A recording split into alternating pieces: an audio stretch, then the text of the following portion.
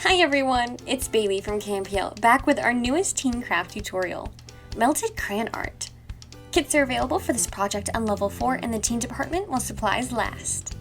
Before you begin this project, you may wish to put something down over the area you'll be working at, like paper towels or cardboard, because wax can splatter off your paper. You may also want to protect your hands from hot wax by wearing gloves like I'm doing. I'm a bit extra. Other than your instruction sheet, you'll find in your kits an image of an elephant. There are 2 different pictures available, and you can choose from them when you pick up your kit. Secondly, you'll find 3 or 4 crayons in varying colors. You'll also want to grab a utensil you can hold your crayons at the tip with as you melt, like a clothespin. By having something to pinch and maneuver your crayons with, you're less likely to get wax on your fingers. Finally, you'll also want to grab a hairdryer. To complete this elephant art project, all you have to do is use a hairdryer to melt the crayons so that the colors disperse across your page. The goal is to make it look like the elephant is blowing from its trunk.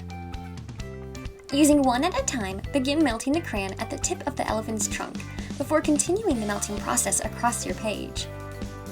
Drag the crayon diagonally so you create streaks that look like sprays of color or water. You can use all of your crayons to make for a more colorful composition.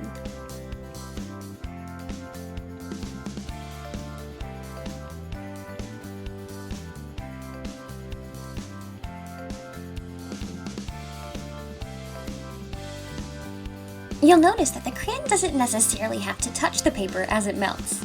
Instead, you can hover the crayons above the page. In terms of a tip for heating the crayons, I would suggest tilting the crayon so it's on a slant. Hold the hairdryer in close proximity to the crayon at a high enough heat level that the wax melts. Continually adjust the angle in slight ways to influence where the drip goes. For example, aim the heat in such a way that it flows up the paper and away from the elephant.